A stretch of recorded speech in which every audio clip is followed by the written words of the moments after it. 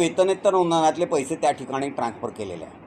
आमचे हे जोपर्यंत आर्थिक प्रश्न आणि इतर प्रश्न जोपर्यंत सुरू होत नाही तोपर्यंत आमचा शासनाशी लढा राहील आणि त्याकरता पहिलं टोकन म्हणून आम्ही 23 तारखेला शाळा बंद करायचं ठरवलेलं आहे। किती शाळा या तुमच्या आंदोलनात सहभागी होणार आहे?